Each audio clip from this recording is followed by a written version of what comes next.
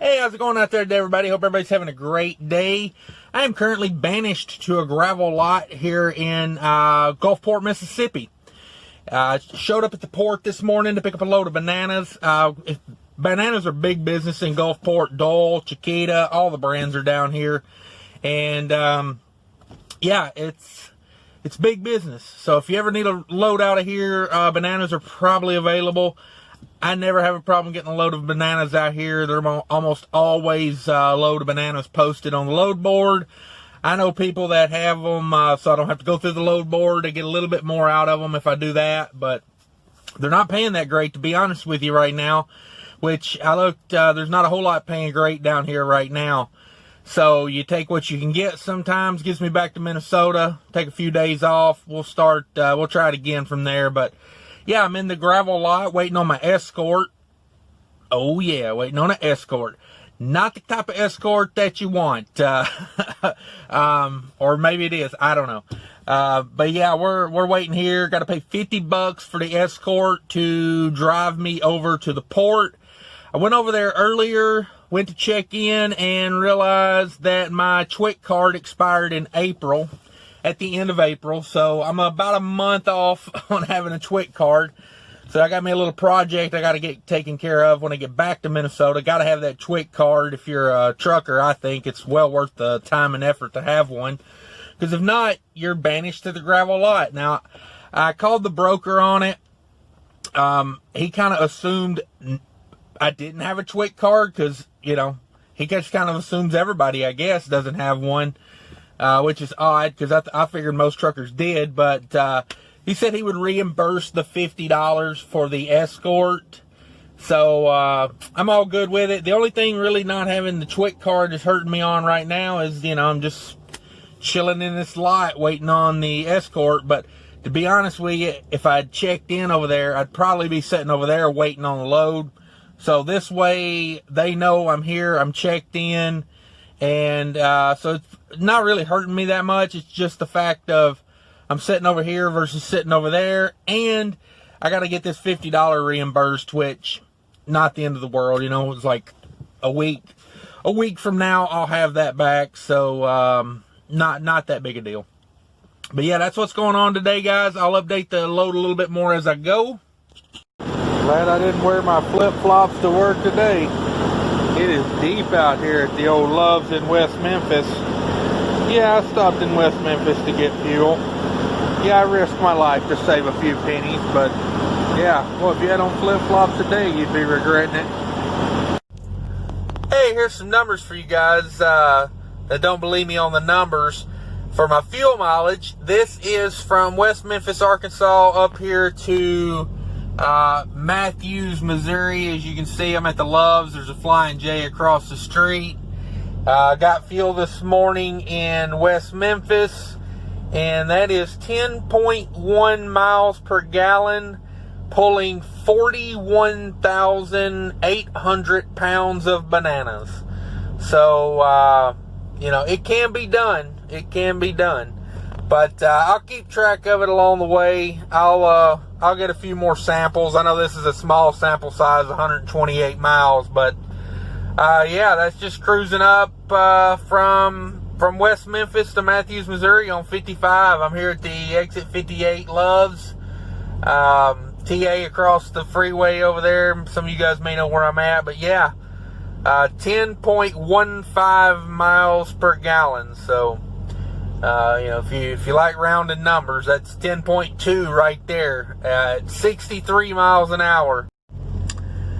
So there's where I ended up for the load. That is about it's about 8.4. Got into some bad weather in Missouri yesterday. Been running in the wind pretty much all day today, and yeah, about 8.4. Not the worst in the world, but I was hoping this trip would be a little better. But you know, there's some hills, and when you're dealing with the wind, that is 42,000 pounds of bananas back there, so I can live with 8.4, and I idled last night, and so I would say probably 5 gallons of that went to idling, so still not bad. I would say I'm pretty close to 9 if you cut out the idling, so it is what it is. All right, let's wrap this load up and get done with the week. Let's talk about the week, get it wrapped up, give you some numbers. Be sure to subscribe and hit the like button for me if you hadn't already done that. So it's Friday afternoon right now. I'm going to do my weekly recap into this video. And so it's Friday afternoon. I'm fixing to be at the house. I do have to get up in the morning, deliver these doggone bananas, man. I could not get a Friday delivery into this place. Very upsetting, but I got to get up in the morning. I took a 6 a.m. in the morning just so I can get it done and get it out of the way. I'm going to take off the rest of Saturday and Sunday. I did book a load for Monday, so already set up for Monday. It does seem to me freight is picking back up. I'm getting calls about loads. Anytime I'm in an area, if I post the truck, it goes ballistic. So it does seem like reefer freight is doing better. I try not to post the truck because I don't like just random people calling me. Brokers, I don't know, because you know I typically work lanes I'm used to, so I'm dealing with people I'm used to. I had a couple calls today though about loads coming out of Minnesota. You know, I'd already told the family I'm taking off for the weekend. We're gonna go do some stuff, and the way that works for me is, if you call me on a Friday afternoon, because I know these brokers want to go home. Like, you know, like brokers are my allies, but they're also my enemies, and know thy enemy. So I know they want to go home. They're calling me at like 12 o'clock, trying to move these loads, trying to get them moving. And guys, if you're in a position where they calling you on a Friday afternoon, let them know who's got the upper hand. You know, you called me, I didn't call you. That's one of my favorite phrases to use on a Friday afternoon. If you call me, don't come at me with no $2. You know what I mean? If you talking $2, like we ain't even got nothing to talk about. It's Friday afternoon, buddy. And so that's typically why I work a lot of weekends, because I like to hit them hard on that Friday afternoon when something's got to be moved. You know, I go back to my favorite saying in business: when Uniself gets into it, you'll get it for free. Until then, you come through me, and I'm definitely not free.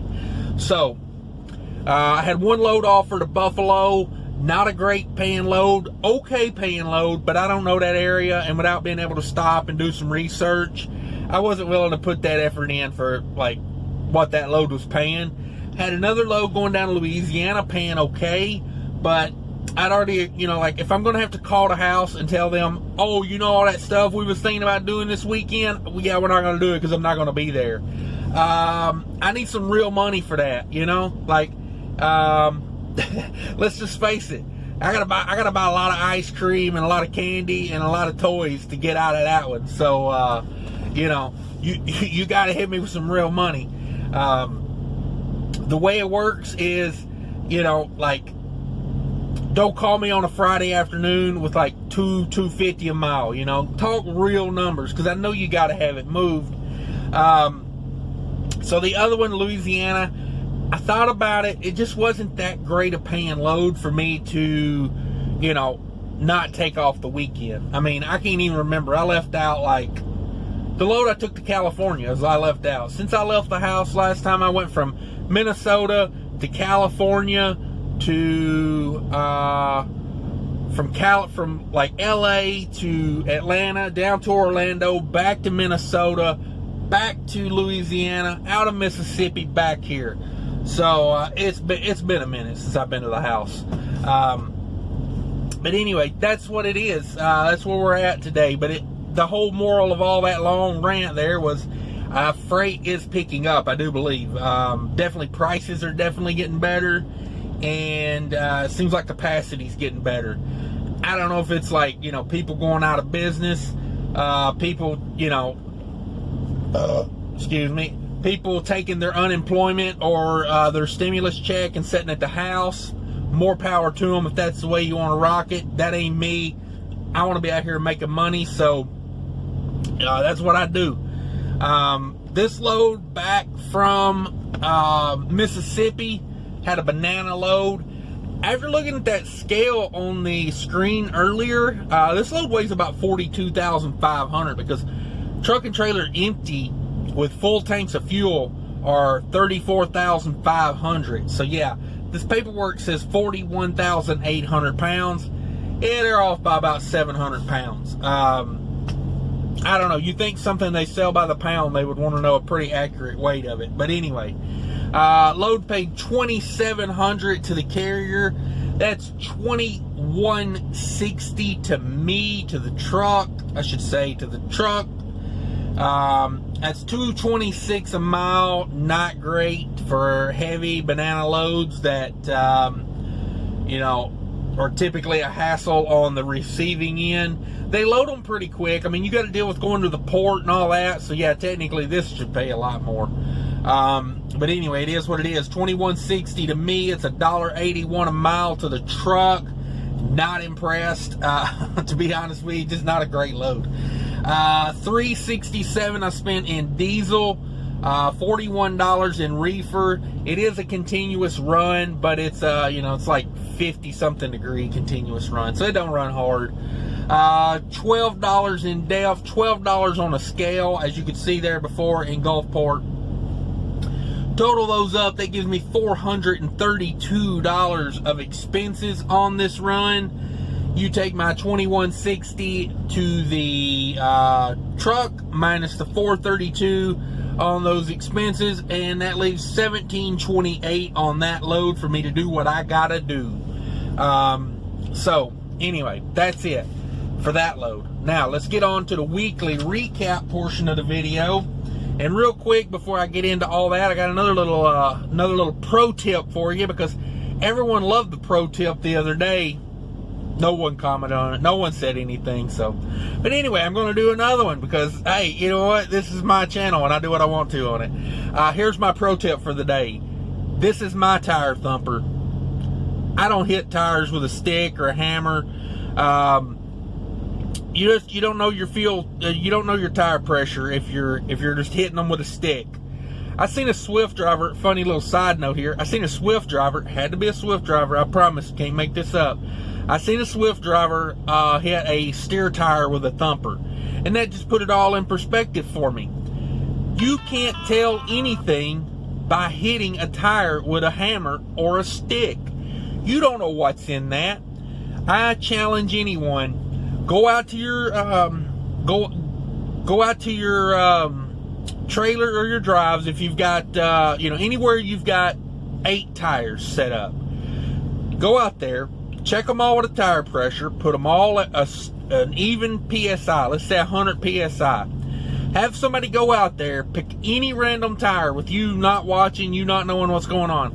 Have them pick one random tire, drop it down to like 85 PSI, and then you go around with a tire thumper or a hammer and you try to tell which one they lowered. Some of you might get it. You got a 1 in 8 chance. But my point being is, you're damaging tires, honestly, if you're just thumping them. Because if you've got, and the reverse of that, go out and set all your tires to 85 and then jack one up to 100, and then go out there and see if you can tell which one is jacked to 100 when you thump them. It's hard to tell. So this is my tire thumper. Like, every day I hit every truck tire with this, and I don't hit it. I don't mean I bump it. I mean I put this on a valve stem and I get a reading. Because let me tell you why this is so important. If you run cold weather to hot weather, like in the winter on my truck tires, I run my truck tires at about let's say I typically keep them above 110. Like I like to see them at least 110. Sometimes I'll go up to 115 sometimes, but 110 is pretty steady. So when temperatures get about 80 degrees or above outside, the road temperatures go way up. And so if I'm running 110 in the winter, my operating temperature goes up on the tire, therefore my PSI goes up, and when I'm going down the road, so you gain about 5 to 8 PSI. Well, same thing in the summer. If I've got them setting at 110 in the summer, I'm going to gain about 10 psi, if not more. That's why when it starts getting warm out, you start seeing all these trailers with blown tires everywhere, people with drive tires blown out everywhere. It's because they've got them inflated on winter cold, they inflate them they inflate them to a PSI that is a cold PSI, basically. That's what I was trying to say. So, they go out, they juice them up in the winter, and then when summer rolls around, they got juiced up tires running on hot roads, so that 115 they put in there in the winter is probably now like 130 going down a hot road with a heavy load on it. So when it gets hot out, like, I don't know, I went around it's probably been about 10 days now. Like when I was going to California, basically. I stopped in, I think it was Utah, and it was pretty warm out. I knew I was going to be in hot weather, and I got out there. I let about 5 psi out of every one of them. I took them from like 110 cold to down to like 105 cold, because those hot roads, those black roads in the desert, they're going to overheat your tires and blow them out. So it's proper tire maintenance. That's where that comes in, guys. And the reason all this is on my mind is I had Centromatics put on the steer axle last week, and that helps improve tire wear. I'll put a little thing up right here about Centromatics. I think they're worth the money. They're $215 at Love's installed for the steer axle. I called Speedway, and Speedway didn't do the quarter hour of labor. Oh, they didn't say they did over the phone. They said they were going to be $179 there. Love's charged me a quarter hour labor, so I don't know. You might check on them at Speedway, and you might get them cheaper than at Love's, even though they're owned by they're the same, entity. But I put them on the steers. I did not put them on the drive because I'm getting ready to buy new drive tires here in probably like a month or 2 months.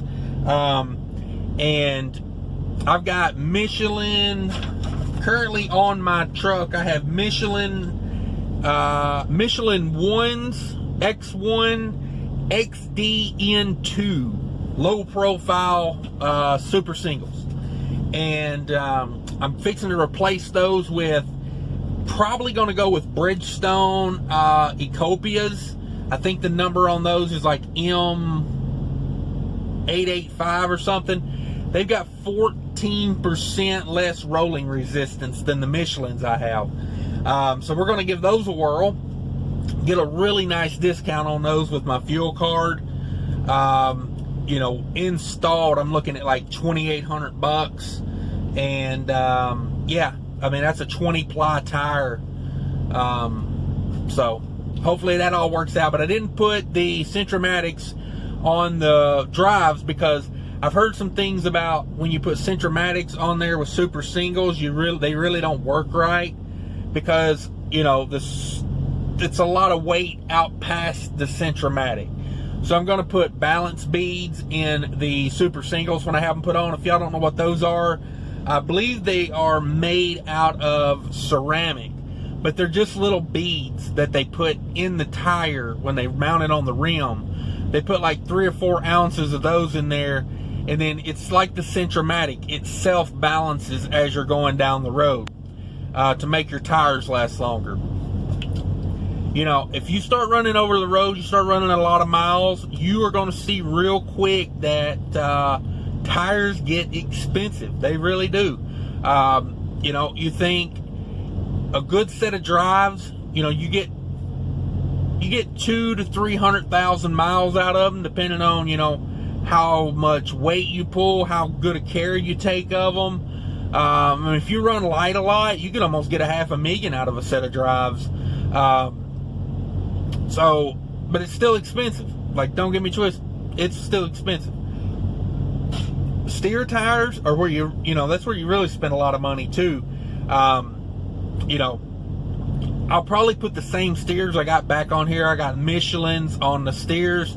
I don't know. I try to keep like, there's only a certain like 3 brands I will put on a steer tire.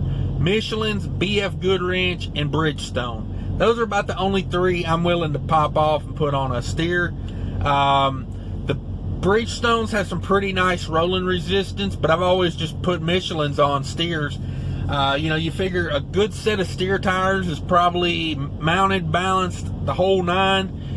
You're probably in the ballpark of, $1,400, $1,500. You need a set of those. The best I've ever done was about 130,000 miles on a set of steers. And that was with Centromatics. That was really taking care of them, rotating them about every 50,000 miles. That was really putting some money into keeping them. So you figure, you're a penny a mile, penny and a half a mile just in steer tires. That's a pretty expensive maintenance cost for something. So get one of these, take care of them. That's the pro tip. Hopefully somewhere in some of that there was some knowledge that helped someone. But yeah, let's get to the weekly recap, guys. If you've stuck around this long, thank you for listening to all my rantings. I try to make them useful, but sometimes they are, sometimes they are not. Who knows? So weekly revenue, a nice even $6,000 for the week. The load from Chicago down to Louisiana was $3,300. The banana load coming back was $2,700. That's easy math. That's $6,000 to the carrier. 2,600 miles. It was 2,594 miles. I like round numbers, so we're going to say 2,600. 4,800 to the truck. Total revenue for the week. These numbers. Oh yeah. So 2,600 miles. That's $230 a mile. All miles. That counts that 500 mile deadhead I had down there. That counts the 60 mile deadhead I had over into Gulfport. That's all miles. $230 a mile to the carrier. That's $1.84 a mile to me. 2,600 miles total. I spent $672 in diesel or on diesel. I spent $69 in reefer. I spent $21 in DEF. I spent $20 on parking, and I spent $12 on the scale for the banana load. That's $794. If you take $794 away from the $4,800 to the truck, that leaves me $4,006 to do what I got to do with. Not a bad week, not a great week, kind of a meh week. I don't know. I got this load booked to North Carolina Monday, so maybe, taking off the weekend, I can hit this North Carolina load, get something good out of there. A chicken spot that I normally pull out of in North Carolina. I may pass on that next time. I wasn't too impressed with the numbers they were shooting out at me last time, so that load could have been a pain in the butt if I'd have had to stick with it, but luckily I got to drop it and yeah, move on. We took the load to California, so I don't know. We'll see. Not a bad week overall. 2,600 miles. Of the 2,600, close to 600 of that was deadhead. So, it is what it is.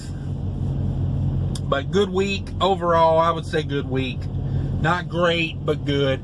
Definitely a long week, but not a lot of miles. Just, kind of a lot of the 3 drops on the first load and then dealing with the port on the other load.